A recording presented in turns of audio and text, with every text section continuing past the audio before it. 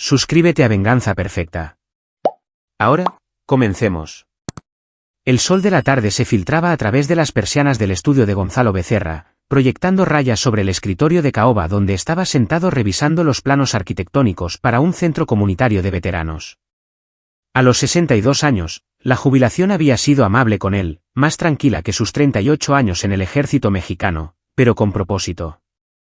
Las 4 estrellas que una vez había llevado parecían reliquias de otra vida, encerradas en una vitrina que su difunta esposa Elena había encargado antes de que el cáncer se la llevara hace 3 años. Su teléfono rompió el silencio. La pantalla mostraba Hospital San Miguel.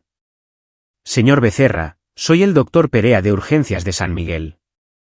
Su hijo Carlos fue ingresado hace 1 hora. Debería venir inmediatamente.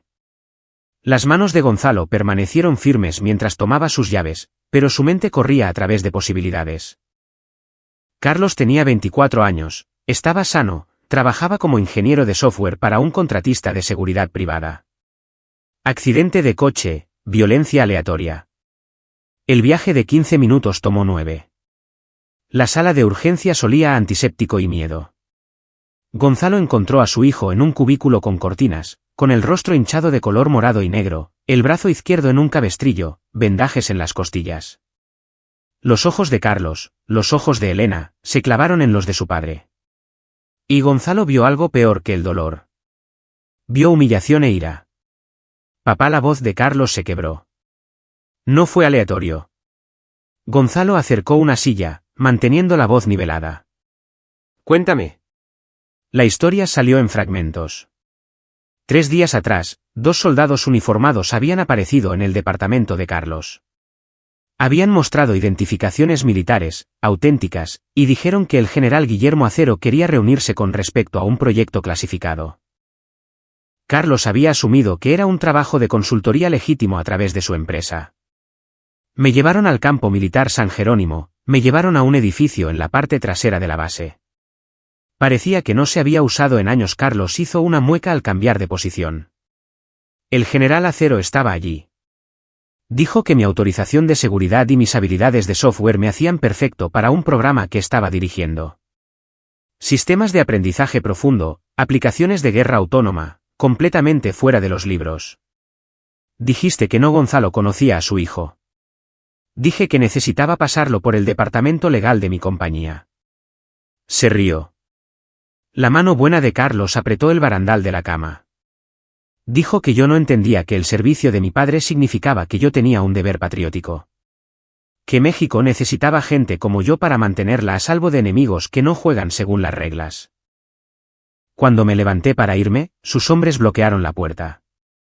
Gonzalo sintió que el hielo cristalizaba en su pecho. El mismo cálculo frío que lo había hecho exitoso en los operativos de la Sierra y el Norte. El mismo enfoque que le había ganado el rango de general de división.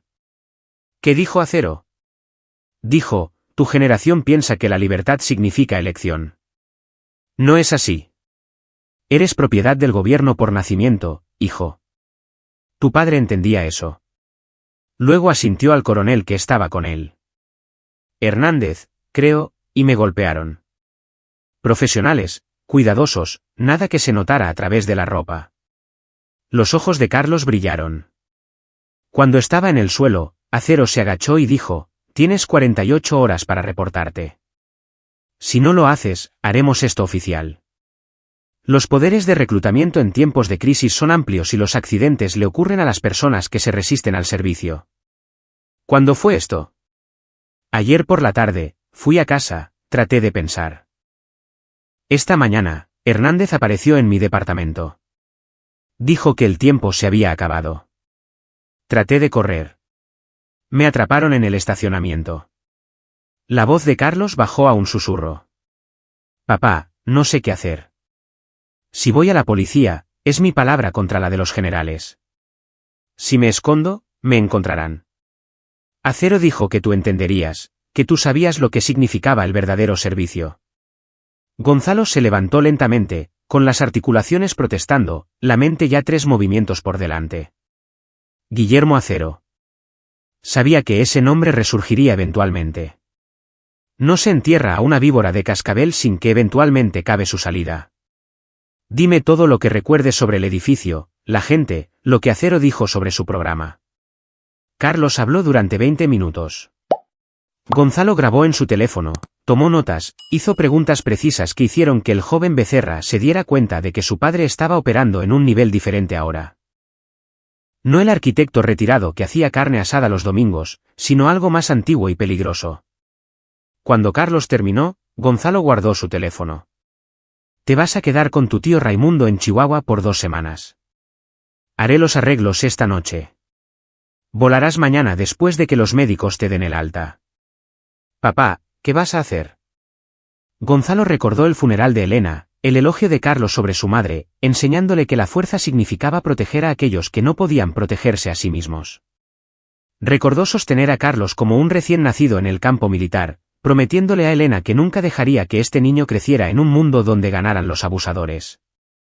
Voy a manejarlo si vas a las autoridades. No lo haré. La voz de Gonzalo llevaba el peso del mando, el tono que una vez había dirigido divisiones. Acero tiene razón en una cosa. Las reglas protegen a los poderosos. Pero olvidó algo importante.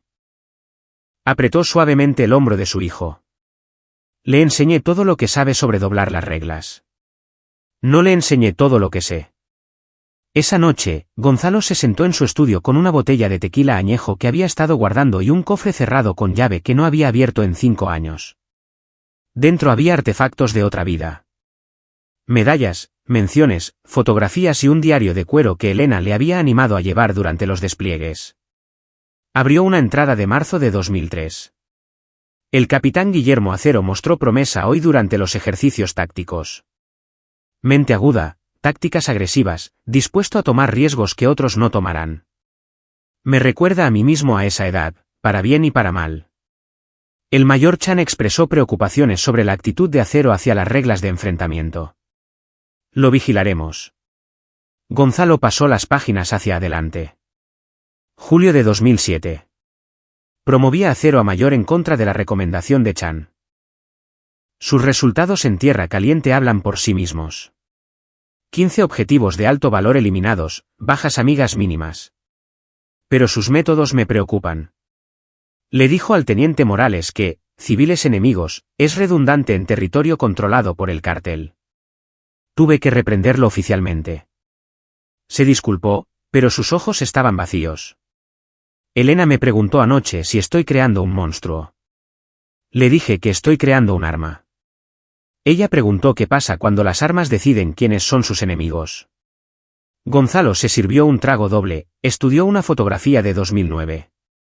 50 oficiales en una base de operaciones en Ciudad Juárez, celebrando la promoción del entonces teniente coronel Acero a coronel completo. Gonzalo estaba a su lado, 2 estrellas en sus hombros, la mano en la espalda de Acero. Parecían padre e hijo. Noviembre de 2012. Acero cruzó la línea. El interrogatorio de un sospechoso financiero en la sierra fue más allá de las técnicas permitidas. El sujeto murió. Justicia militar quería cargos criminales. Hice un trato. Acero acepta la degradación a teniente coronel. Toma la jubilación anticipada. Evita el consejo de guerra. Me miró como si lo hubiera traicionado. Dijo, me enseñaste a ganar a cualquier costo. Ahora me estás castigando por ganar. Le dije, hay una diferencia entre la victoria y la crueldad. Él dijo, no en la guerra, general. Simplemente ya no tienes el estómago para ello, punto. La verdad que me persigue, yo sí le enseñé. Cada atajo que tomé, cada vez que prioricé la misión sobre la moralidad, cada vez que miré hacia otro lado ante tácticas cuestionables porque daban resultados, él estaba mirando, aprendiendo. La diferencia es que yo eventualmente encontré el fondo. Acero nunca creyó que existiera un fondo. Gonzalo cerró el diario, pero la historia no había terminado allí. 2 años después de la jubilación forzada de Acero, Gonzalo había escuchado rumores. Acero tenía conexiones en el Congreso, amigos en la comunidad de inteligencia que valoraban los resultados sobre la ética. En 2015, Acero estaba de vuelta en uniforme, reinstaurado con el rango completo de coronel.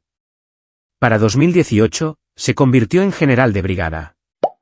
Para 2022, general de división, dirigiendo programas especializados en el campo militar San Jerónimo.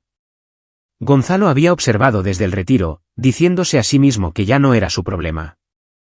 Acero tenía patrocinadores poderosos ahora, y Gonzalo era solo un anciano cultivando rosas y asistiendo a recaudaciones de fondos para veteranos.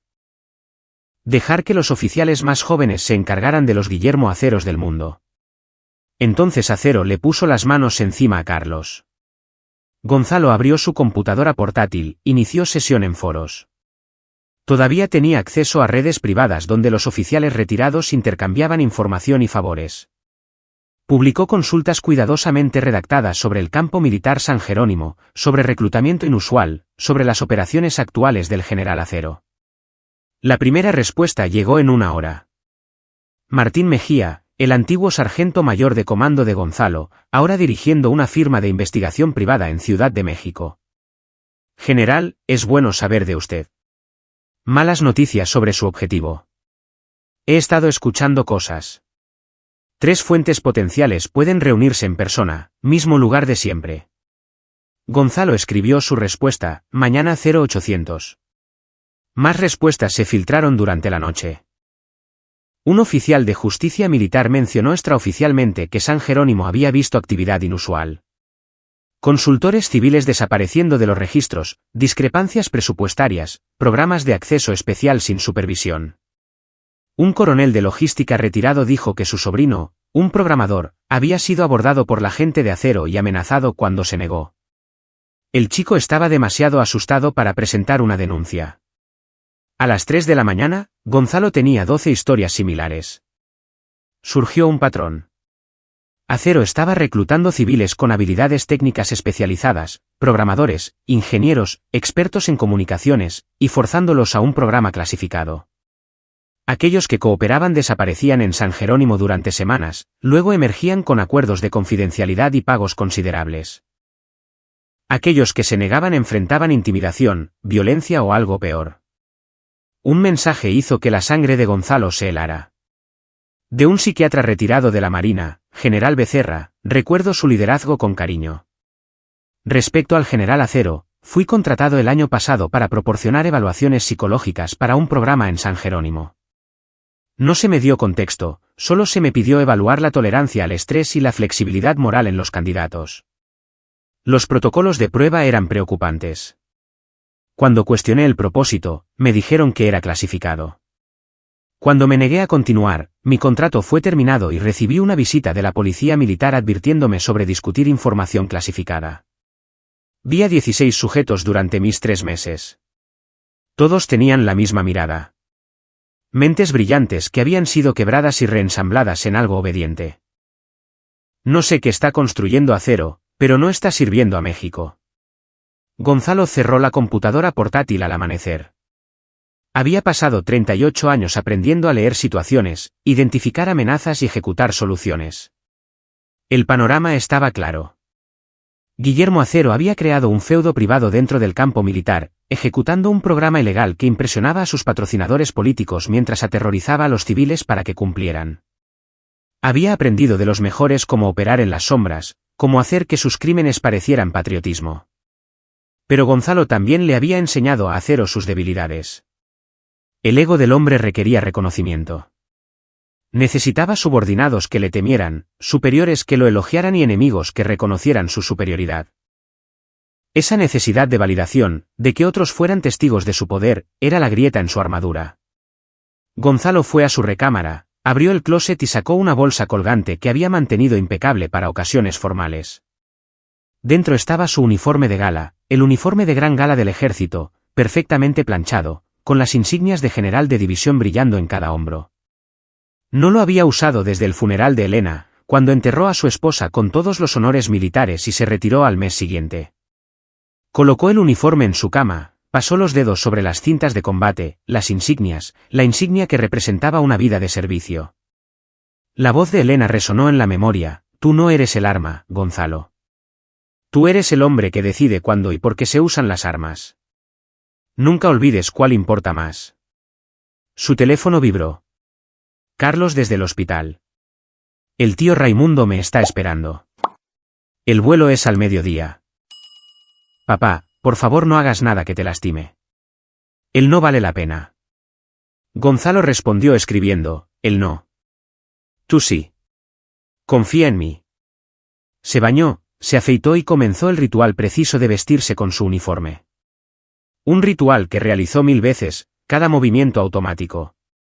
Pero esta vez se sentía diferente. Esta vez, no se estaba vistiendo para una ceremonia o deber. Se estaba vistiendo para la guerra. A las 0800, Gonzalo entró en un restaurante en Coyoacán. Martín Mejía estaba sentado en una cabina trasera, 60 años, pero todavía portándose como el sargento mayor que había salvado la vida de Gonzalo en Culiacán. Habían servido juntos durante 15 años antes de que Martín se retirara para iniciar su firma de investigación. Martín se puso de pie, estrechó la mano de Gonzalo con un agarre que podría aplastar piedra. Mi general, ha pasado demasiado tiempo. Martín, gracias por reunirte. Pidieron café de olla. Gonzalo expuso todo. La paliza de Carlos, el intento de reclutamiento, el patrón de abuso. Martín escuchó sin interrumpir, una habilidad que lo hacía excepcional en la recopilación de inteligencia. Cuando Gonzalo terminó, Martín sacó una tableta. He estado rastreando a Acero durante 6 meses por otro asunto. Un CEO de tecnología en Monterrey me contrató cuando su hija desapareció durante 3 semanas. Regresó cambiada. Había firmado un acuerdo de confidencialidad, no hablaba, pero me dio lo suficiente para conectarlo con San Jerónimo y Acero. Le mostró a Gonzalo fotografías, documentos, testimonios de las familias de las víctimas. La evidencia era condenatoria pero legalmente inútil. Los acuerdos de confidencialidad, las protecciones de programas clasificados y los poderosos patrocinadores de Acero hacían imposible la justicia tradicional. Está blindado, señor, dijo Martín en voz baja. A menos que tenga un vídeo de él asesinando a alguien, es intocable a través de los canales oficiales, e incluso entonces podría salir libre. Gonzalo sorbió su café. Entonces no usamos los canales oficiales. ¿Cuál es su jugada? Voy a ir a San Jerónimo. Voy a entrar en esa base con el uniforme completo y mis divisas visibles. Voy a encontrar a Acero y voy a hacerle entender qué sucede cuando tocas a mi hijo. La expresión de Martín no cambió. Eso no es un plan, señor. Eso es suicidio. Son ambos. Pero esto es lo que vas a hacer mientras yo juego a ser el objetivo visible. Gonzalo sacó una memoria USB. Todo lo que reuní anoche, más el testimonio de Carlos, está aquí. Vas a llevar esto a alguien que pueda actuar al respecto. Alguien a quien Acero aún no haya corrompido. ¿Quién? Darío Velázquez. Es el general de división al mando de San Jerónimo ahora. Asumió el cargo hace 8 meses. Servimos juntos en Michoacán. Es limpio, con principios, odia a los oficiales que abusan del poder. También es lo suficientemente inteligente como para saber que la operación de Acero es un cáncer que eventualmente destruirá su comando. ¿Qué pasa si Velázquez está involucrado? Entonces muero en la oficina de Acero y tú llevas todo a los medios. Gonzalo encontró los ojos de su viejo amigo. Pero no creo que lo esté. Acero es demasiado paranoico para informar a su comandante de base. Vería a Velázquez como una amenaza potencial. Lo mantiene compartimentado. Martín asintió lentamente. Necesita respaldo. Necesito estar listo para moverme rápido. Si tengo éxito, paquete de evidencia preparado. Contactos en la Sedena listos para recibirlo. Medios de comunicación informados. En el momento en que salga de la oficina de Acero, o no lo haga, todo se hace público. ¿Y si Acero lo mata? Gonzalo sonrió sin calidez. Entonces habrá asesinado a un general de división en una instalación militar. Incluso sus patrocinadores no pueden encubrir eso. De cualquier manera, él pierde. Pasaron 2 horas más planeando. Martín tenía recursos de los que Gonzalo carecía. Equipo de vigilancia, comunicaciones encriptadas, contactos en inteligencia militar que le debían favores. Para cuando terminaron, Gonzalo tenía una imagen de inteligencia completa del diseño de San Jerónimo, la rutina diaria de Acero y las identidades de sus subordinados clave. Mientras se preparaban para irse, Martín agarró el hombro de Gonzalo. Señor, en Culiacán, me dijo que la medida de un hombre no es como lucha por la victoria.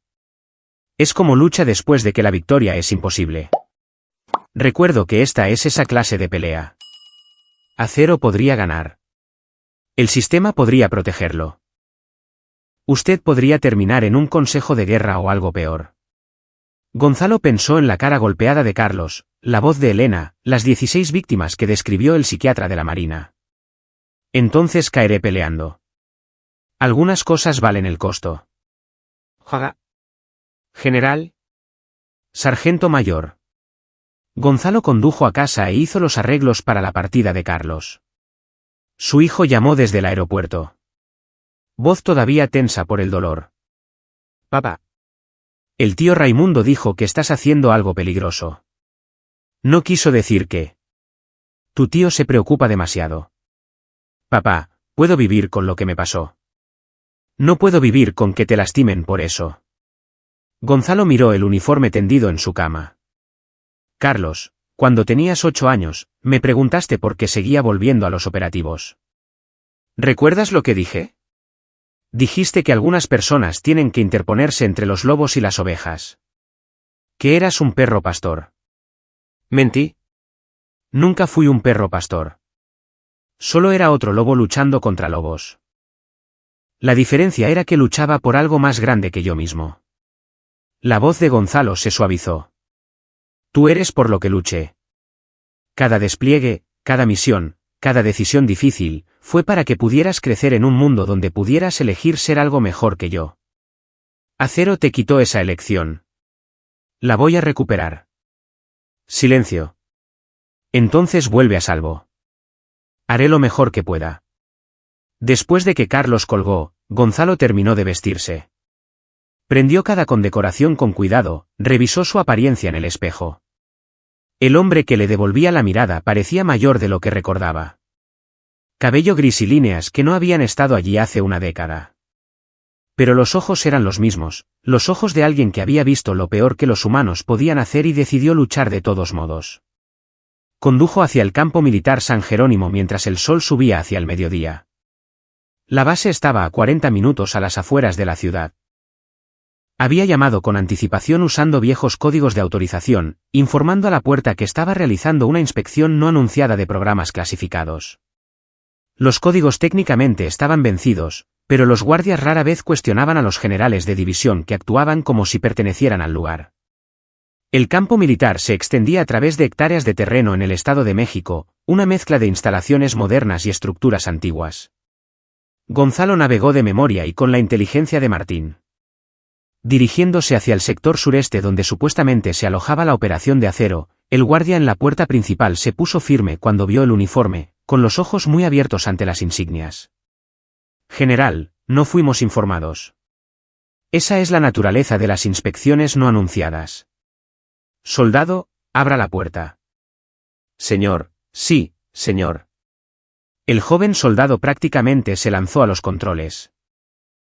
Gonzalo condujo a través, sintiendo el peso de 2 décadas disolverse mientras regresaba a un mundo que había dejado atrás.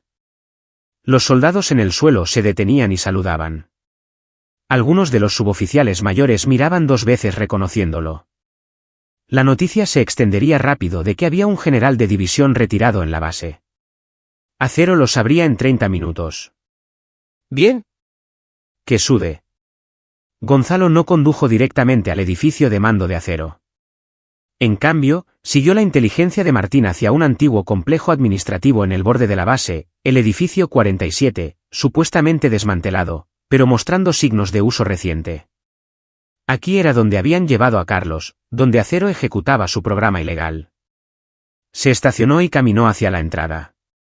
Una cerradura con teclado bloqueaba la puerta, pero Gonzalo había anticipado esto. Sacó un dispositivo que Martín le había proporcionado, un descifrador de códigos de grado militar disfrazado de teléfono inteligente. 30 segundos después, la cerradura se abrió con un clic. El interior no se parecía en nada a un edificio desmantelado. Pintura fresca, iluminación moderna, equipo informático nuevo. Gonzalo se movió por los pasillos, tomando fotos con su teléfono. 6 oficinas, cada una con estaciones de trabajo configuradas para trabajo técnico. Un área común con pizarrones cubiertos de código de programación y diagramas de arquitectura de sistemas. Una sala de conferencias con fotografías de varios civiles, los reclutas. Gonzalo estudió las fotos. 16 rostros que coincidían con el recuento del psiquiatra de la Marina. Todos jóvenes, de aspecto brillante, todos con esa misma expresión atormentada en sus ojos. Fotografió todo. Envió las imágenes al servidor encriptado de Martín. En la parte trasera del edificio, encontró algo peor. Una estación médica con restricciones en la mesa de examen. Soportes para suero, gabinetes cerrados de productos farmacéuticos. La configuración era demasiado sofisticada para primeros auxilios básicos. Aquí era donde Acero procesaba a sus reclutas, quebrándolos psicológicamente, tal vez químicamente, reconstruyéndolos en herramientas obedientes. La mandíbula de Gonzalo se tensó. Esto no era solo reclutamiento ilegal. Esto era abuso sistemático bordeando la experimentación humana. ¿Puedo ayudarlo, general? Gonzalo se dio la vuelta. Un coronel estaba en la puerta, alto, atlético, de unos 30 y tantos años, ojos fríos y evaluadores. La placa con el nombre decía, Hernández. El atacante de Carlos. Coronel. La voz de Gonzalo llevaba un frío ártico. Esta es un área restringida. ¿Cuál es su autorización para estar aquí? La expresión de Hernández parpadeó con confusión. Los oficiales no desafiaban a otros oficiales en su propia base sin causa. Estoy asignado a la unidad de programas especiales del general Acero. Señor, tengo autorización para todas las instalaciones en este sector. Muéstreme sus papeles de autorización. Señor, no los tengo conmigo. Entonces está invadiendo una instalación clasificada. Coronel, estoy realizando una auditoría de seguridad no anunciada. Acaba de reprobarla. Gonzalo se acercó más, leyendo las microexpresiones de Hernández. El hombre no estaba acostumbrado a ser desafiado. No esperaba resistencia. ¿Cuál es el propósito de esta estación médica? Eso es clasificado, general. Tengo 6 niveles de autorización de seguridad por encima del suyo, coronel. O explica el propósito de esta instalación o asumiré que está ejecutando una operación no autorizada y recomendaré su consejo de guerra inmediato.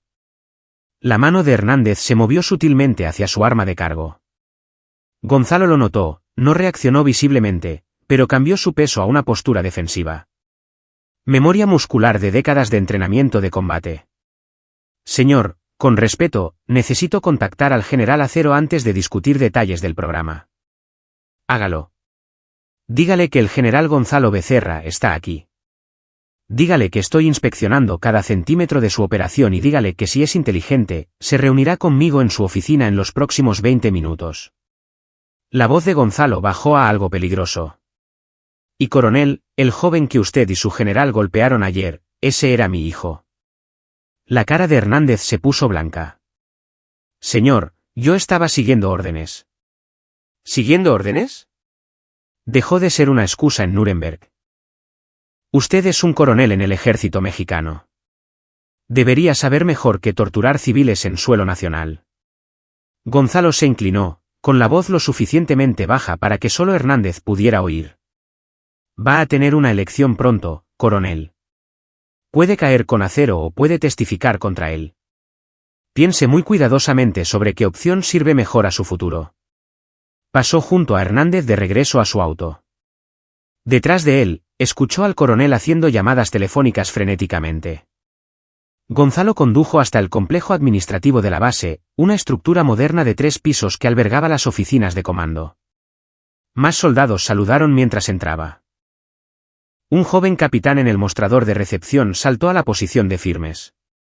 General Becerra, señor, no estábamos esperando. Necesito ver al general Velázquez inmediatamente. Señor, el general Velázquez está en una conferencia.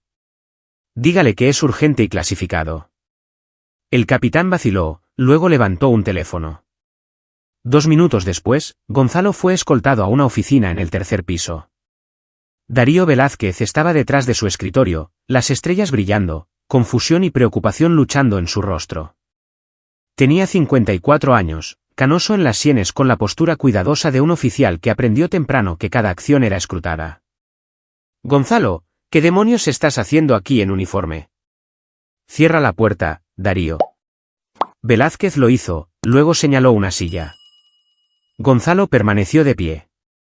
Estoy aquí porque tu base tiene un cáncer y es hora de extirparlo. Durante los siguientes 15 minutos, Gonzalo expuso todo.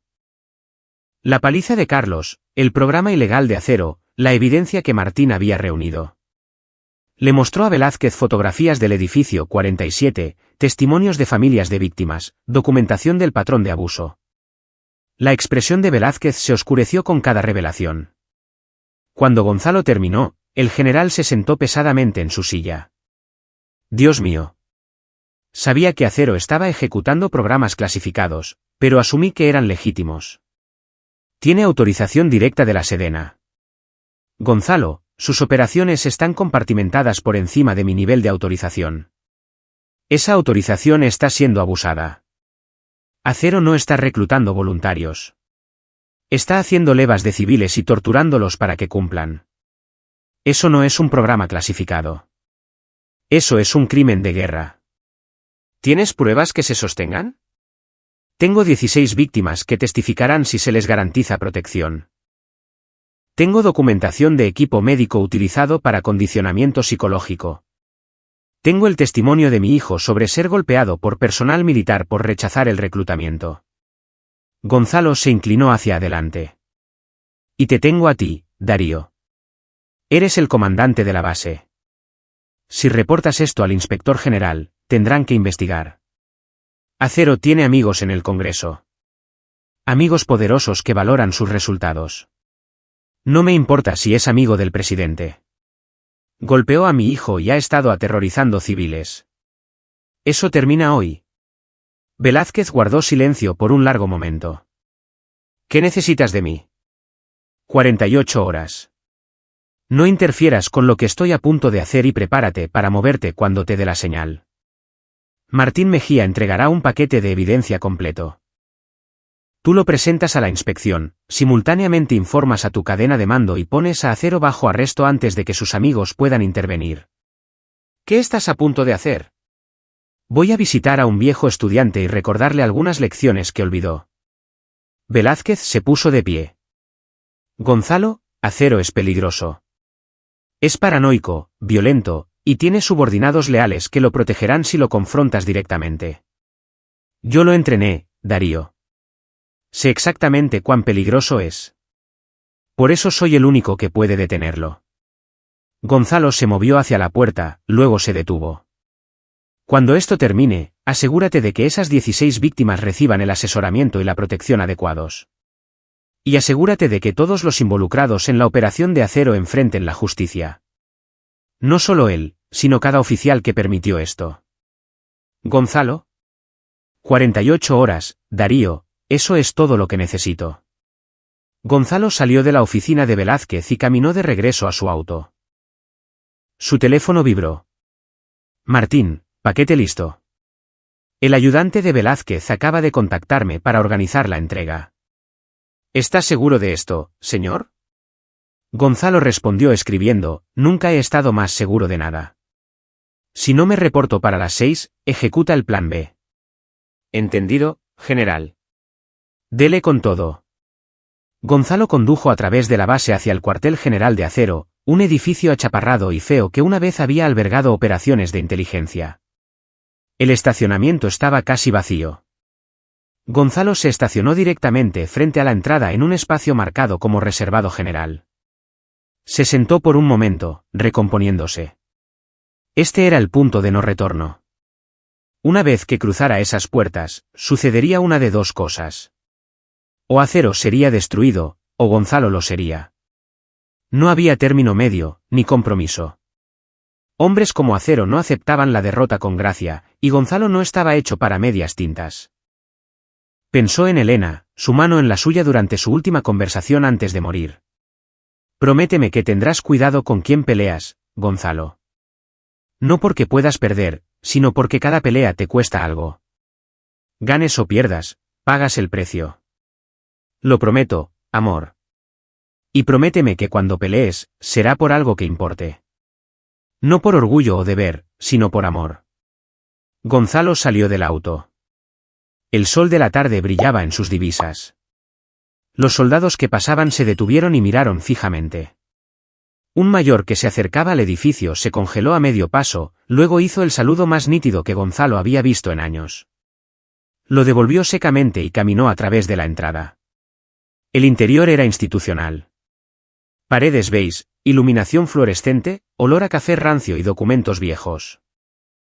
Un sargento en el mostrador de recepción levantó la vista, vio las estrellas y casi se cae de su silla, poniéndose en posición de firmes. Señor, ¿puedo ayudarlo? Estoy aquí para ver al general Acero. ¿Llamó con anticipación? Me están esperando. El sargento parecía inseguro pero no cuestionó a un general de división. Segundo piso, señor. Oficina 205. Gonzalo subió las escaleras, cada paso medido y deliberado. Pasó por oficinas donde trabajaban oficiales subalternos, y cada uno guardó silencio mientras él pasaba. La noticia se estaba extendiendo como un incendio forestal. Había un divisionario en la base, y se dirigía a la oficina de Acero. El pasillo en el segundo piso estaba más tranquilo. Solo 4 oficinas, y todas menos una tenían sus puertas abiertas y luces apagadas. La oficina 205 tenía luz saliendo por debajo de la puerta y voces adentro. Las de Acero y Hernández. Gonzalo no llamó. Agarró la manija de la puerta, la empujó para abrirla y entró. Guillermo Acero estaba sentado detrás de su escritorio, las estrellas en sus hombros, taza de café a medio camino de sus labios. Tenía 52 años, pero parecía más joven, delgado, intenso, con el enfoque depredador de alguien que nunca había aprendido a relajarse. Hernández estaba a su lado, con la cara aún pálida por su encuentro anterior. Ambos hombres se congelaron cuando Gonzalo entró. La oficina era exactamente lo que Gonzalo esperaba. Premios y menciones cubriendo las paredes, fotografías de Acero con políticos y contratistas de defensa, una vitrina con armas y banderas de varios despliegues, todo diseñado para proyectar poder y legitimidad. Gonzalo cerró la puerta detrás de él y le echó llave. El sonido del seguro encajando en su lugar fue muy fuerte en el repentino silencio. Acero dejó su taza de café con cuidado. General Becerra, esto es inesperado, ¿verdad? Gonzalo caminó más adentro de la habitación, manos entrelazadas detrás de su espalda en posición de descanso. Su coronel acaba de contarme sobre un joven que reclutó ayer. Reclutado golpeándolo hasta casi matarlo y amenazándolo con prisión. ¿Te suena familiar, Guillermo? La expresión de Acero no cambió, pero sus ojos se agudizaron. No sé qué te han dicho, pero estás interfiriendo con una operación clasificada. Cualesquiera que sean los agravios personales que tengas, el joven que golpeaste era mi hijo. Silencio. Hernández dio un paso atrás. La mandíbula de Acero se tensó casi imperceptiblemente. Ya veo. Acero se reclinó en su silla, con los dedos en forma de campanario. Gonzalo, entiendo que estés molesto, pero esto es más grande que los asuntos familiares. Lo que estamos haciendo aquí es vital para la seguridad nacional. Tu hijo tiene habilidades que necesitamos para... Deja de hablar. Algo en la voz de Gonzalo hizo que incluso Acero se detuviera. Gonzalo había usado ese tono quizás 5 veces en toda su carrera. La voz que precedía a la violencia extrema o decisiones que alteraban la vida. Vas a escuchar muy cuidadosamente lo que diga a continuación, Guillermo, porque tu vida depende de entenderlo completamente. Gonzalo dio otro paso adelante. Hace 20 años, yo era tu oficial al mando. Te enseñé todo lo que sabes sobre tácticas, estrategia, liderazgo y operar en zonas grises morales. También traté de enseñarte moderación, honor y la diferencia entre el mal necesario y la crueldad innecesaria. Aprendiste las primeras lecciones. Ignoraste las segundas. Gonzalo, estás retirado. No tienes autoridad. Tengo la autoridad del rango, 38 años de servicio y el hecho de que entrené a la mayoría de los oficiales que investigarán lo que suceda en esta habitación. La voz de Gonzalo permaneció nivelada, casi conversacional. También tengo la autoridad de un padre cuyo hijo fue torturado por un hombre a quien una vez consideró un protegido. Así que sí, Guillermo, tengo autoridad. Acero se levantó lentamente. No puedes hacerme nada. Tengo autorización de los niveles más altos. Mis programas dan resultados. Las personas que recluto son ciudadanos mexicanos siendo secuestrados y lavados del cerebro por un oficial militar con delirios de patriotismo. Gonzalo lo interrumpió. No estás dirigiendo un programa clasificado, Guillermo. Estás dirigiendo una empresa criminal. La única pregunta es si enfrentarás la justicia a través de tribunales militares o civiles. Hernández se movió hacia la puerta. La mirada de Gonzalo se dirigió a él. Coronel, si toca ese seguro, lo atravesaré por esa pared. Retroceda. Hernández se congeló. Acero sonrió, una expresión delgada y cruel. Estás mintiendo, Gonzalo. Siempre fuiste más ladrido que mordida. Por eso eventualmente te superé. Yo estaba dispuesto a hacer lo que fuera necesario. ¿Te refieres a cómo torturar a mi hijo? Me refiero a cómo entender que México necesita guerreros, no filósofos. Pasaste demasiado tiempo preocupándote por las reglas y la ética mientras nuestros enemigos se reían de nosotros. Yo obtengo resultados. Protejo a este país por cualquier medio necesario. Golpeando civiles y reclutándolos a la fuerza para el servicio.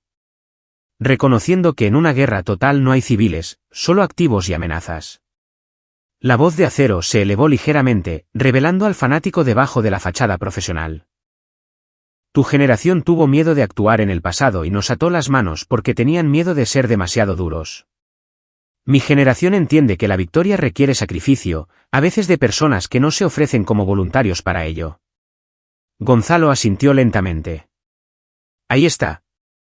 El verdadero Guillermo Acero. No el patriota. No el visionario. Solo otro matón que encontró una bandera detrás de la cual esconderse. La cara de Acero se enrojeció. Estoy protegiendo a esta nación. Te estás sirviendo a ti mismo. Siempre lo has hecho. Cada misión, cada operativo, cada atrocidad que justificaste. Nunca se trató de México. Se trataba de probar que estabas dispuesto a ir más lejos que cualquier otra persona. Que eras más duro, más frío, más despiadado. La voz de Gonzalo bajó a algo peligroso. Pero esto es lo que olvidaste, Guillermo. Ser despiadado no te hace fuerte. Te hace predecible. Y los hombres predecibles son fáciles de destruir. Sal de mi oficina. No. Acero miró a Hernández, quien parecía dividido entre la lealtad y la autopreservación. Coronel, saque a este hombre del edificio. Hernández no se movió. Coronel, esa es una orden. Señor. La voz de Hernández vaciló. El general Becerra tiene un rango superior al suyo. Tiene un rango superior al de ambos. Está retirado. Su rango no significa nada aquí. Gonzalo sonrió sin calidez. En realidad, los generales retirados conservan su rango y están sujetos a ser llamados durante emergencias nacionales. El reclutamiento forzado de civiles por oficiales militares renegados definitivamente califica como una emergencia. Sacó su teléfono mostrando las fotos de evidencia del edificio 47. También he documentado toda tu operación. La estación médica, las restricciones, las drogas, las 16 víctimas que has procesado. Todo eso ya está en manos del inspector general, el comandante de la base y varios fiscales militares. La cara de Acero se puso pálida. Estás mintiendo. ¿Lo estoy? Llama al general Velázquez. Pregúntale si acaba de recibir un paquete de evidencia clasificado de Martín Mejía. Gonzalo guardó su teléfono. Estás acabado, Guillermo. La única pregunta ahora es si te rindes tranquilamente o haces esto desordenado. El consejo de guerra es demasiado bueno para ti, pero es lo que vas a obtener. Por un largo momento, nadie se movió. La oficina se sentía suspendida en el tiempo. 3 hombres en uniforme enfrentando un momento que definiría el resto de sus vidas. Entonces Acero se lanzó. Su entrenamiento de combate no se había atrofiado a pesar de años detrás de un escritorio. Se movió rápido, yendo a la garganta de Gonzalo con eficiencia entrenada. Hernández gritó algo, moviéndose para intervenir. Pero Gonzalo fue más rápido. Había pasado 38 años en zonas de conflicto. La mayor parte en situaciones donde la vacilación significaba la muerte. Su cuerpo reaccionó antes del pensamiento consciente, desviando el ataque de Acero, redirigiendo el impulso, usando la agresión del hombre más joven en su contra. Acero se estrelló contra su propio escritorio. El café se derramó, el papel se dispersó. Giró, alcanzando el arma de cargo en su cadera. Gonzalo ya estaba allí, con la mano aferrada alrededor de la muñeca de Acero con una presión como de torno. No lo hagas. Permanecieron congelados. La ventaja superior y el posicionamiento de Gonzalo, controlando la situación a pesar de ser mayor y teóricamente más débil. Años de jiu-jitsu brasileño y entrenamiento de Krav Maga, habilidades que Gonzalo mantuvo incluso en el retiro, le dieron ventajas que Acero había olvidado que Gonzalo poseía. Baje las armas, general, dijo Gonzalo en voz baja. No me obligue a lastimarlo. No puedes. La cara de Acero estaba roja por el esfuerzo y la ira. Te destruiré. Mis conexiones. Tus conexiones no te salvarán de lo que viene. Se acabó. Hernández estaba paralizado junto a la puerta, con la mano en su propia arma de cargo, pero claramente inseguro de si sacarla. Gonzalo miró al coronel. Hernández, tiene una opción. Puede caer con Acero como cómplice de tortura, secuestro y abuso de poder. O puede testificar contra él, cooperar con los investigadores y posiblemente salvar su carrera. Elija rápido. Coronel siseó Acero. Dispárale. Esa es una orden. La mano de Hernández tembló en su arma. Gonzalo podía ver el cálculo ocurriendo detrás de los ojos del hombre. Lealtad versus supervivencia. Deber versus autopreservación. La mano del coronel se alejó de su arma. Señor, no puedo. Esto está mal. Todo esto. Traidor. Gonzalo aumentó la presión en la muñeca de Acero. La articulación hizo un pequeño sonido de estallido. Acero jadeó de dolor, su agarre en el arma debilitándose. Escúchame muy cuidadosamente, Guillermo. Dijo Gonzalo, su voz fría y precisa. En aproximadamente 15 minutos, la policía militar va a llegar a este edificio. El general Velázquez está presentando cargos contra ti ahora mismo. El paquete de evidencia incluye testimonios de 16 víctimas, fotografías de tu operación y documentación de cada ley que has roto. Tus amigos políticos te abandonarán en el momento en que esto se haga público porque no pueden permitirse la asociación con alguien que torturó a ciudadanos mexicanos en suelo nacional. No entiendes lo que estamos construyendo aquí, el futuro de la guerra. Entiendo perfectamente. Estás construyendo un imperio de miedo porque te hace sentir poderoso. Pero los imperios construidos sobre el miedo siempre colapsan. Siempre. Gonzalo soltó la muñeca de Acero y retrocedió. Está bajo arresto, general. Y a diferencia de las vidas que ha destruido, usted realmente obtendrá el debido proceso. ¡Qué suerte tiene! Acero se desplomó contra el escritorio, acunando su muñeca. La lucha se drenó de él a medida que la realidad se asentaba. Hernández se movió hacia la puerta, le quitó el seguro. Yo cooperaré con la investigación. Les diré todo. Elección inteligente, coronel. Ahora vaya a esperar en el pasillo. Envíe al primer PM que vea. Hernández se fue rápidamente. Gonzalo y Acero se enfrentaron a través de la oficina arruinada. Antiguo mentor y estudiante, separados ahora por un abismo infranqueable de lecciones y consecuencias. Tú me enseñaste todo, dijo Acero con amargura. ¿En qué se diferencia esto de lo que tú hiciste? Porque yo aprendí cuándo parar, respondió Gonzalo. Tú nunca lo hiciste, y por eso vas a pasar el resto de tu vida en una prisión militar mientras yo voy a casa con mi hijo. El sonido de botas en el pasillo anunció la llegada de la policía militar. Gonzalo abrió la puerta para encontrar un equipo de 6 PMS liderados por un capitán que parecía simultáneamente confundido y asombrado de encontrar a dos generales en esta situación. Capitán, dijo Gonzalo con calma. El general de división Acero está bajo arresto por múltiples violaciones del Código de Justicia Militar, incluyendo asalto a civiles, prácticas de reclutamiento ilegal y abuso de poder. El general Velázquez ha presentado cargos formales.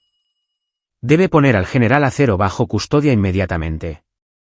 El capitán de la PM miró a Acero, que estaba con los ojos hundidos detrás de su escritorio. Señor, necesitaré autorización. ¿La tiene? Llame al general Velázquez si necesita confirmación, pero cada segundo que retrase es un segundo que el general Acero podría usar para destruir evidencia o contactar a sus cómplices. La voz de Gonzalo llevaba un mando absoluto. Muévase, capitán. Los PMS se movieron. En minutos, tenían a Acero esposado, leyéndole sus derechos. El una vez orgulloso general parecía encogido, disminuido mientras lo sacaban de su oficina. Gonzalo los vio irse, sin sentir triunfo, solo un alivio cansado. La pelea no había terminado. Habría investigaciones, audiencias, posiblemente incluso intentos de los patrocinadores de Acero de enterrar la verdad.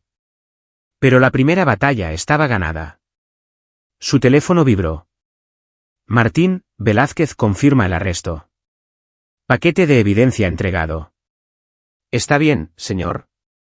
Escribió de vuelta, estoy bien. Inicia la fase 2. Quiero que cada uno de los cómplices de Acero sea identificado y acusado. Ya estoy en eso. Su hijo llamó. Escuchó lo que pasó. Dice que está orgulloso de usted. Gonzalo sintió que algo se aflojaba en su pecho. Dile que llamaré esta noche. Y Martín, gracias. Jaga. General. Gonzalo salió del edificio de Acero hacia el sol de la tarde. Los soldados se estaban reuniendo en grupos. La noticia se extendía de que algo importante había sucedido. Algunos reconocieron y señalaron. La historia se extendería. El legendario divisionario que salió del retiro, entró en una base con el uniforme completo y derribó a un general corrupto. Que hablen. Que la historia se extienda. Que cada oficial que pensó que podía abusar del poder escuche lo que sucedió cuando cruzaron la línea equivocada. Gonzalo condujo hasta la puerta de la base, devolvió los saludos de los guardias que ahora sabían exactamente quién era. Se sentía mayor que sus años, cansado por la confrontación y el peso de lo que había hecho. La violencia, incluso la violencia justificada, te quitaba algo cada vez. Pero mientras conducía a casa, pensó en Carlos recuperándose en Chihuahua. En las 16 víctimas que ahora podían buscar justicia, en los futuros soldados que no serían victimizados por la operación de Acero. Algunas peleas valían el costo. Las siguientes 3 semanas pasaron rápidamente. El arresto de Acero desencadenó exactamente la investigación que Gonzalo había predicho. Los intentos iniciales de sus patrocinadores políticos de suprimir la historia fracasaron cuando Martín filtró evidencia a los principales noticieros. El escándalo explotó en los medios nacionales. General renegado con programa secreto torturó a civiles. Gonzalo pasó días testificando ante fiscales militares, investigadores y, eventualmente, una audiencia del Senado de la República. Expuso todo con meticuloso detalle, respaldado por la evidencia de Martín y los testimonios de las 16 víctimas de Acero. Hernández, fiel a su palabra, cooperó plenamente. Proporcionó relatos detallados de la operación de Acero, identificó a otros oficiales involucrados y describió el abuso sistemático que Acero había empleado. A cambio de su testimonio, Hernández recibió una sentencia reducida, baja deshonrosa y 2 años en prisión militar en lugar de los 10 que habría enfrentado como cómplice de Acero. Otros 7 oficiales fueron identificados como participantes conscientes en el programa de Acero. Todos enfrentan consejos de guerra. Los juicios tomarían meses, pero Gonzalo se aseguró de que Martín y su equipo rastrearan cada caso, documentando resultados y asegurando que nadie escapara de la justicia. Carlos regresó de Chihuahua después de 2 semanas, físicamente curado, pero procesando mentalmente el trauma. Padre e hijo pasaban las noches en la terraza de Gonzalo, hablando sobre lo que sucedió y lo que significaba. ¿Te arrepientes?, preguntó Carlos una noche. ¿De salir del retiro, arriesgar todo? Gonzalo consideró la pregunta seriamente. Lamento que fuera necesario. Lamento que existan hombres como Acero, pero no me arrepiento de protegerte. Eso no es algo de lo que pudiera arrepentirme jamás. Las noticias siguen llamándote héroe. El general Velázquez dijo que salvaste al ejército de un escándalo masivo. No soy un héroe, Carlos. Solo soy un padre que se negó a dejar que alguien lastimara a su hijo. Gonzalo sorbió su tequila. Los verdaderos héroes son esas 16 víctimas que tuvieron el coraje de testificar a pesar de su miedo. Ellos son los que se asegurarán de que esto nunca vuelva a suceder. ¿Qué le pasa a Acero ahora? El Consejo de Guerra comienza el próximo mes. Enfrenta 15 cargos, incluyendo múltiples recuentos de asalto, secuestro, abuso de poder y violaciones del Código Militar. Sus abogados están tratando de argumentar que estaba ejecutando un programa clasificado legítimo, pero la evidencia en su contra es abrumadora. La voz de Gonzalo se endureció. Pasará el resto de su vida en la prisión militar. Sin libertad condicional, sin liberación anticipada. Prisión militar para criminales militares. Carlos se quedó callado por un momento. Hernández vino a verme ayer. Gonzalo se giró bruscamente. ¿Qué? Apareció en mi departamento. Sin uniforme, solo un hombre roto. Se disculpó, dijo que sabía que no arreglaba nada, pero necesitaba decirlo. La expresión de Carlos era compleja. Dijo que le diste una oportunidad de hacer lo correcto, y quería que supiera que estaba agradecido por eso, que deseaba haber hecho lo correcto antes de que lo forzaras.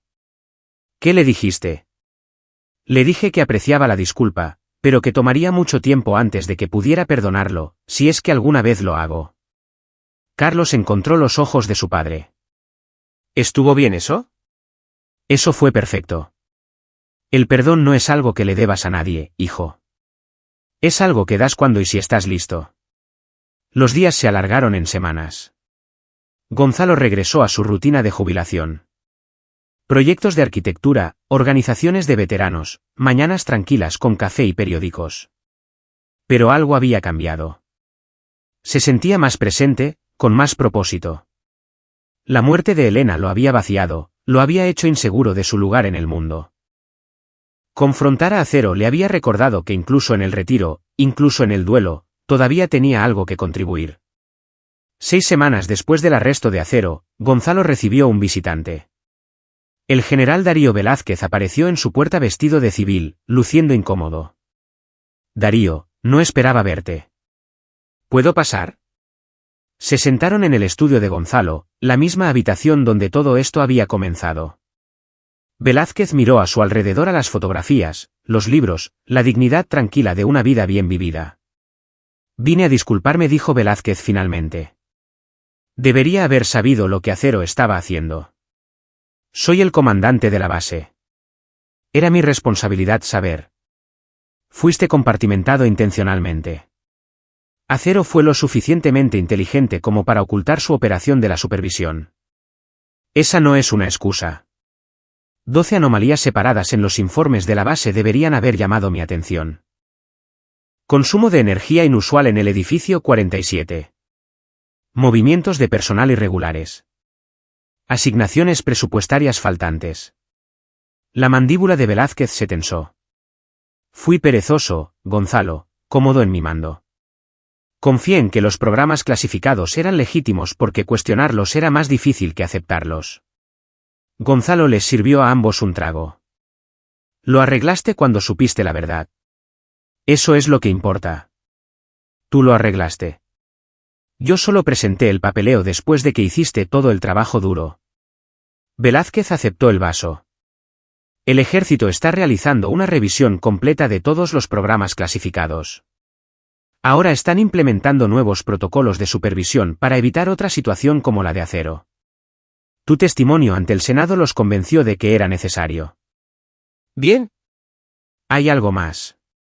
Velázquez sacó un sobre de su bolsillo. El secretario de la Defensa Nacional quería que te diera esto personalmente. Gonzalo lo abrió. Dentro había una carta de recomendación y una invitación formal para regresar al servicio activo como inspector especial de ética y supervisión en programas clasificados. La leyó 2 veces, luego la dejó a un lado. Dile al secretario que me siento honrado, pero no. He hecho mi parte. Deja que los oficiales más jóvenes manejen el futuro. Le dije que dirías eso. Velázquez sonrió levemente. Dijo que te dijera que la oferta se mantiene permanentemente si cambias de opinión. Después de que Velázquez se fue, Gonzalo se sentó solo en su estudio. Pensó en el poder, en la responsabilidad, en el peso de las estrellas y lo que representaban. Había llevado ese peso durante 38 años, y le había costado matrimonios, amistades y pedazos de su alma. Pero cuando más importaba, esas estrellas le habían dado la autoridad para proteger a su hijo. Y eso hacía que cada sacrificio valiera la pena. El consejo de guerra del general de división Guillermo Acero comenzó un lunes frío de octubre. Gonzalo asistió todos los días del juicio, sentándose en la galería donde Acero pudiera verlo. La fiscalía fue minuciosa y despiadada, exponiendo años de abuso con evidencia meticulosa. La defensa de Acero trató de argumentar necesidad de seguridad nacional, pero se desmoronó bajo el testimonio de las víctimas. Uno por uno, las 16 personas que Acero había brutalizado contaron sus historias. La sala del tribunal estaba en silencio mientras un joven programador describía ser sometido a tortura en la estación médica del edificio 47.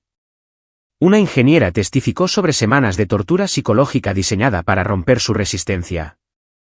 Cuando Carlos subió al estrado, Gonzalo observó a su hijo describir su secuestro y paliza con un lenguaje claro y preciso.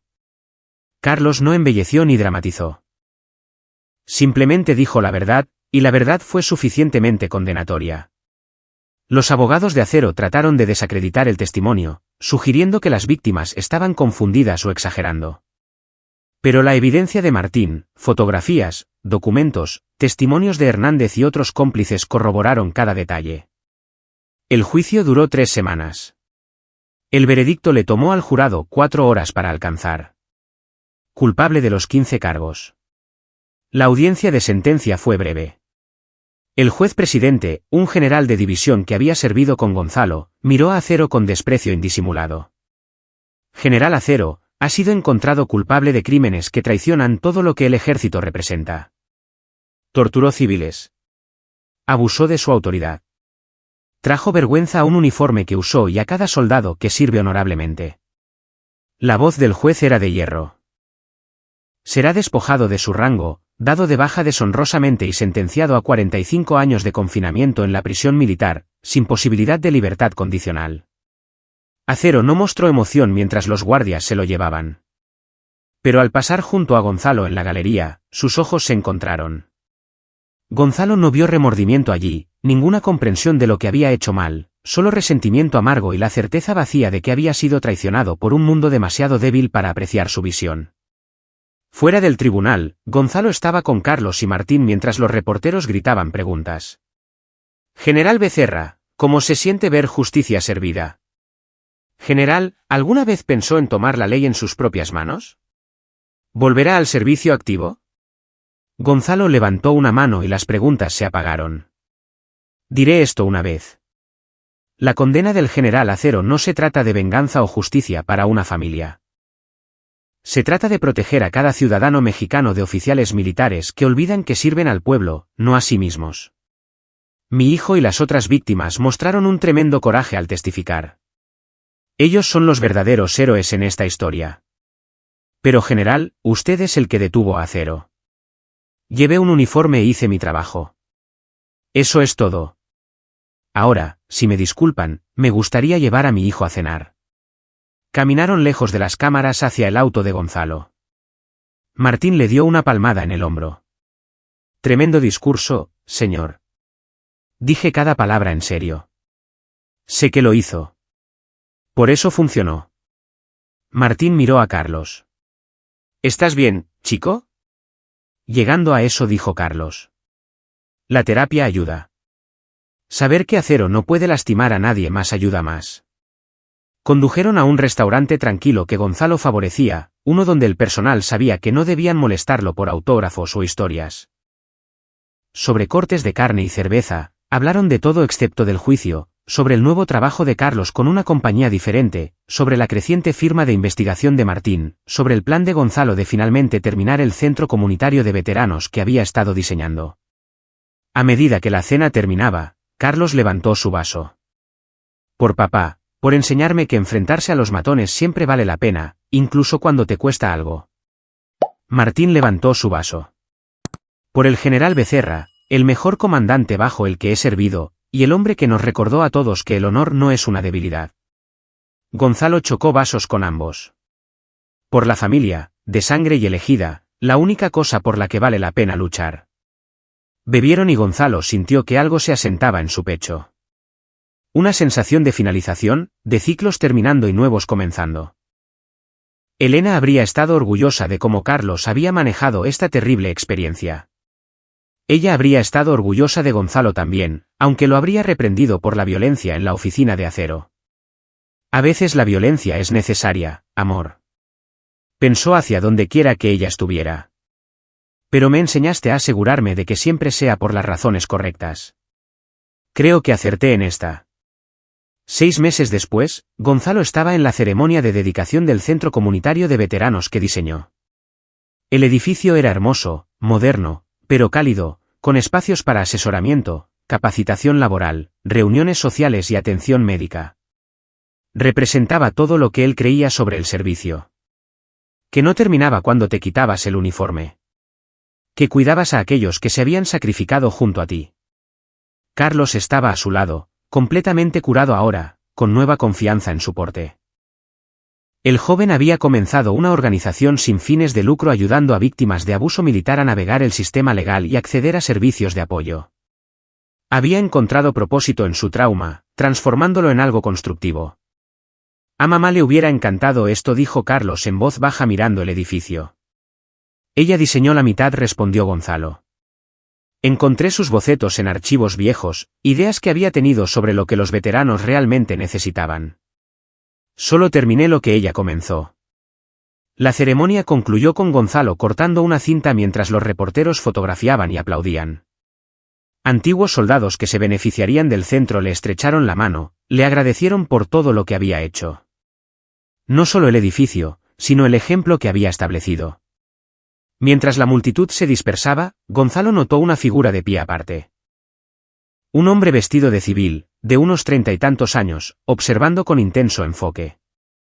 El hombre se acercó vacilante. General Becerra, soy Martín Trejo. ¿Fui? Fui una de las víctimas de acero. Número 7. Gonzalo le estrechó la mano. Martín, ¿cómo estás? Mejor. Gracias a la organización de su hijo. Me ayudaron a conseguir terapia, me conectaron con otros sobrevivientes. La voz de Martín tembló ligeramente. Quería agradecerle por detener a Acero, por asegurarse de que no fuéramos olvidados. Nunca fueron olvidados, dijo Gonzalo firmemente. Lo que les pasó a ti y a los otros fue un crimen. Merecen justicia y me alegro de que la obtuvieran. ¿Puedo preguntarle algo? Por supuesto. Cuando entró en esa oficina, cerró la puerta, ¿tenía miedo? Gonzalo consideró la pregunta honestamente. Aterrorizado, no de acero, sino de fallar, de no ser suficiente para detenerlo. Pero el miedo no excusa la inacción. A veces tienes que tener miedo y hacer lo correcto de todos modos. Martín asintió lentamente. Eso es lo que estoy aprendiendo. Gracias, general, por todo. Mientras Martín se alejaba, Carlos puso una mano en el hombro de Gonzalo. Todavía piensas que no eres un héroe. Soy un padre que protegió a su hijo. Todo lo demás es solo consecuencia. Protegiste a 16 personas, papá. Le recordaste al ejército que sirve al pueblo, no a sí mismo. Demostraste que incluso los más poderosos pueden ser responsabilizados. La voz de Carlos era firme. Esa es la definición de heroísmo. Gonzalo miró a su hijo, este joven bueno y con principios que había sobrevivido al trauma y emergido más fuerte, y sintió un orgullo más allá de las palabras. Este era su verdadero legado. No las batallas ganadas o los enemigos derrotados, sino los valores transmitidos a alguien que los llevaría adelante. Tu madre y yo hicimos algo bien contigo, dijo finalmente. Hicieron mucho bien, respondió Carlos. Ahora, vamos. Martín está esperando para molestarte sobre tu discurso. Aparentemente, agradeciste a todos excepto a él. Caminaron hacia donde estaba Martín con otros veteranos. Y Gonzalo sintió algo que no había sentido desde que murió Elena. Alegría. No felicidad, eso todavía estaba demasiado lejos, demasiado duelo por procesar, pero una sensación de que su vida todavía tenía significado, todavía tenía propósito. Las 4 estrellas estaban de vuelta en su vitrina en casa. El uniforme colgaba en el closet, usado ahora solo para ocasiones formales. Pero el hombre que se había ganado esas estrellas, que había servido 38 años, que había cometido errores y aprendido de ellos, que se había puesto de pie cuando más importaba, ese hombre todavía estaba aquí, todavía luchando, todavía protegiendo, todavía sirviendo, solo que de maneras más tranquilas y personales. Y mientras Gonzalo se unía a su hijo y amigos en risas y compañerismo, rodeado de veteranos cuyas vidas habían sido cambiadas por su trabajo, sabía que Elena estaba mirando y sonriendo. Los lobos podían ser vencidos, las ovejas podían ser protegidas, e incluso en el retiro, los perros pastores todavía tenían dientes. En una pequeña celda en la prisión militar, Guillermo Acero se sentó en su litera, mirando las paredes que serían su mundo durante las próximas 4 décadas. La prisión militar era dura, pero justa. Sin trato especial para generales caídos en desgracia, sin respeto por el rango que había sido despojado. Otros prisioneros sabían quién era, lo que había hecho. La noticia se extendía rápido en lugares como este. Había sido asaltado 2 veces en el primer mes, golpeado con la misma eficiencia casual que una vez empleó contra civiles. Los guardias habían intervenido eventualmente, pero no rápidamente, nunca rápidamente. Había presentado quejas, exigido investigaciones, insistido en custodia protectora. El director, un coronel que una vez había servido bajo Gonzalo Becerra, lo había mirado con ojos fríos y dicho: «Querías que la gente entendiera que eran propiedad del gobierno, general. Bienvenido a ser propiedad». Ahora Acero yacía en la oscuridad, escuchando los sonidos de la prisión por la noche y pensaba en Gonzalo Becerra, su antiguo mentor, su antiguo oficial al mando, el hombre que destruyó todo lo que Acero había construido. La peor parte no era el encarcelamiento o las palizas o la pérdida de estatus. La peor parte era entender finalmente lo que Gonzalo había tratado de enseñarle hace 20 años. Que el poder sin responsabilidad era tiranía. Que la fuerza sin compasión era crueldad. Que la victoria sin honor era solo otra forma de derrota. Acero había creído que era fuerte porque estaba dispuesto a hacer lo que otros no harían. Había pensado que su crueldad lo hacía superior. Su disposición a cruzar líneas lo hacía necesario. Pero acostado en esta celda, despojado de todo lo que lo había definido, finalmente entendió la verdad. Gonzalo siempre había sido más fuerte. No porque fuera más despiadado, sino porque sabía cuándo parar. Porque servía a algo más grande que él mismo. Y ahora Acero pasaría el resto de su vida sabiendo que el estudiante nunca había superado al maestro. Solo había mostrado que tan lejos podía caer. En otra celda, a kilómetros de distancia en una instalación diferente, el coronel Vince Hernández cumplía su sentencia de 2 años. Pero a diferencia de Acero, Hernández pasaba su tiempo leyendo filosofía, asistiendo a terapia, escribiendo cartas de disculpa a sus víctimas. Había tomado una decisión en la oficina de Acero de traicionar a su oficial al mando y salvar su alma. Y cada día desde entonces, había trabajado para demostrar que esa elección no fue solo autopreservación. Los otros 7 oficiales condenados en el escándalo enfrentaron sus propios ajustes de cuentas. Algunos se quebraron bajo el peso de su culpa. Algunos justificaron sus acciones hasta el final. Pero todos ellos aprendieron la misma lección. Que seguir órdenes nunca fue una excusa. Que la autoridad sin ética era veneno. Y que eventualmente todos respondían por sus elecciones. De vuelta en Coyoacán, en una casa modesta llena de fotografías y recuerdos, Gonzalo Becerra durmió pacíficamente por primera vez en años. Su hijo estaba a salvo. Los culpables habían sido castigados. Los inocentes habían encontrado justicia. Y mañana despertaría y continuaría construyendo una vida que valiera la pena vivir. Una vida definida no por los conflictos que había luchado, sino por la paz que había ayudado a proteger. Las 4 estrellas estaban retiradas. El general había terminado, pero el hombre, el padre, el mentor, el guardián apenas estaba comenzando el próximo capítulo. Y eso era suficiente. Aquí es donde nuestra historia llega a su fin. Comparte tus pensamientos en la sección de comentarios. Gracias por tu valioso tiempo. Si disfrutaste esta historia, por favor asegúrate de suscribirte a este canal. Eso me ayudaría mucho. Haz clic en el vídeo que ves en la pantalla y te veré allí.